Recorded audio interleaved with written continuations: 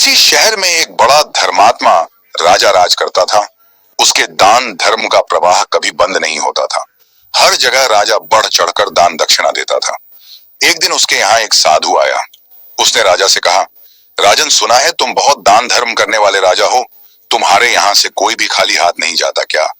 मैं जो मांगूंगा वह तुम मुझे दे सकोगे? राजा बोला, कहिए साधु महाराज, आपको क्या चाहिए? साधु ने कहा, या तो 12 वर्ष के लिए अपना राजपाट दे दो या अपना धर्म दे दो। साधु की बात सुनकर पहले तो राजा चिंता में पड़ गया। फिर सोच विचार कर उसने कहा, महाराज, मैंने राजपाट सब आपको दिया, संभालिए। इस राजपाट को इतना कहकर राजा वहां से बिना कुछ लिए सब कुछ छोड़ छाड़ बिल्कुल अकेला चल पड़ा। चलते चलते मार्ग में एक बगीचा आया। वहीं एक कुआं और प्याऊ भी था। बड़ा रम्य स्थान था। राजा वहीं विश्राम करने के विचार से ठहर गया। अगल बगल देखने पर उसे एक जीन कसा हुआ सुंदर घोड़ा दिखाई दिया, जिसके पास एक सुंदर स्त्री बैठी हुई रो रही थी। राजा को स्वभावतः दया आई। उसने उस स्त्री से रोने का कारण पूछा। स्त्री बोली, महाराज, मैं एक राजकुमारी हूँ। मेरे पिता और भ्राता सबको शत्रुओं ने मार डाला है। मैं किसी प्रकार जान बचाकर यहाँ भाग आई हूँ। अब आप ही देव के द्वारा भेजे मेरे आश्रयदाता हैं, अतः मुझे शरण दें। राजा ने कहा, ठीक है, घोड़े पर बैठ जाओ और मेरे साथ साथ चलो। राजकुमारी बोली, नहीं नहीं महाराज, आप ही घोड़े पर चलो।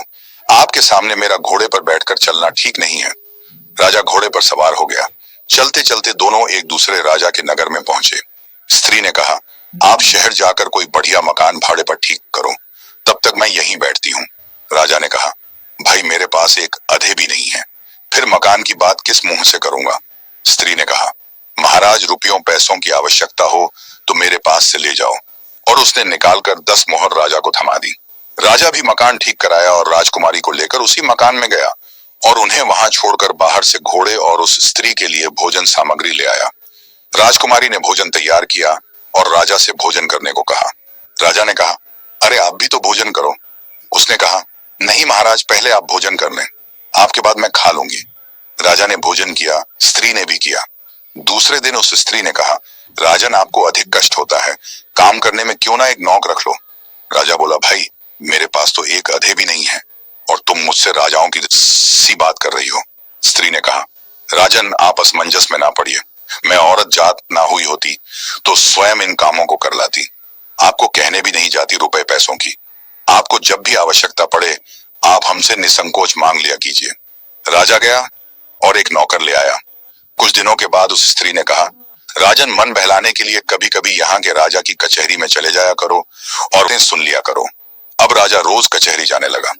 उस नगर का राजा यह समझकर कि यह मेरे मंत्रियों में से किसी का संबंधी होगा, उससे कुछ ना पूछता।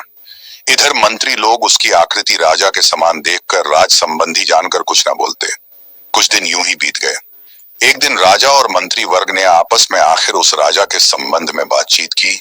वह किसी का कोई संबंधी तो था ही नहीं। उनको बड़ा कौतूहल हुआ। दूसरे दिन राजा ने उससे परिचय मांगा। उसने अपनी सारी बात बता दी। उसकी धर्म प्रियता देख राजा ने उसका बड़ा स्वागत किया और अपना मुकुट उसके सिर पर रख, उसकी पगड़ी अपने सिर पर रख ली, अपने सिंहासन पर बैठाया और मित्रता की प्रतिज्ञा की। दूसरे दिन उसे फिर कचहरी में आने का निमंत्रण दिया। राजा ने सारी घटना उस स्त्री से कह सुनाई। उसने कहा, ठीक है, आप भी राजा को सारे परिकर परिषद तथा नगर को भी न्योता दे।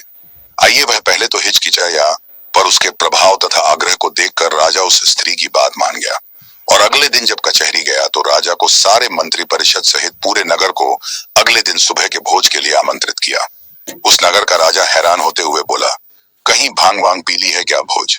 और वो भी पूरे नगर सहित कहां से करोगे उसका इंतजाम? खैर, बोले जाओ, ठीक है, मनमानी करो, मित्र ही तो हो। शाम को उस नगर के राजा ने एक सिपाही भेजकर पता लगवाया और कहा, जा जाकर देखो तो सुबह भोज के लिए क्या इंतजाम है। सिपाहियों ने देखा तो वहां का त्यों राजा को बता दिया। राजा ने कहा, भाई, उसने पक्का भांग वांग ही पी रखी होगी। इधर इसको भी चैन ना था। उस स्त्री से कहने लगा, भाई, तूने मेरी अच्छी फजीहत कराई है। प्रतिपन भाई ने रहन जाने मुझे क्या कहेगा। स्त्री ने कहा, महाराज, चिंता ना करें। यदि आपको धैर्य ना हो तो उस बगीचे में देख आए जहां से मुझे लिवा लाए थे। राजा ने घोड़े पर चढ़कर जो देखा तो वहां संपूर्ण देव वर्ग ही कार्य में तत्पर था। अनंत दिव्य ऐश्वर्य भरा था। उसके आश्चर्य का ठिकाना ना रहा। प्रातः काल राजा सहित संपूर्ण नगर को भोजन कराया। इस आश्चर्य को देखकर सभी लोग आश्चर्य में डूब गए। नगर के राजा ने भी सारी व्यवस्थाओं और भोजन के लिए उसकी भूरी भूरी प्रशंसा की। भोजन उपरांत सारा देव वर्ग अंतर्ध्यान हो गया। अब उस स्त्री ने कहा, राजन, तुमने उस साधु को कितने दिनों के लिए राज्य दिया था? जरा कागज तो देखो। राजा ने देखा तो समय पूरा हो चुका था। स्त्री बोली, तो अब आप भी अपने राज्य में जाओ और अपना राज्य पाठ संभालो। राजा ने कहा, देवी, तुम्हें छोड़कर तो मैं एक कदम भी न जाऊंगा। स्त्री बोली, राजन, तुम मुझे क्या समझ रहे हो? मैं तुम्हारी स्त्री नहीं हूं, मैं तो तुम्हारा धर्म हूं। जब तुमने मुझे नहीं छोड़ा तो मैंने भी तुम्हें नहीं छोड़ा और तुम्हारी स्त्री बनकर तुम्हारे साथ रही और तुम्हें किसी प्रकार का दुख नहीं होने दिया। पर अब जैसी तुम्हारी इच्छा, निष्कर्ष धर्म के प्रति निष्ठा जीवन की वास्तविक सफलता और सुख का मार्ग है। धर्म का पालन करने वाला व्यक्ति चाहे किसी भी परिस्थिति में हो, वह कभी पराजित नहीं होता। धर्म से व्यक्ति न केवल भौतिक सफलता प्राप्त करता है, बल्कि जीवन की गहराई और सत्य को भी समझता है। धर्म के बिना जीवन अधूरा और अराजक हो सकता है, लेकिन धर्म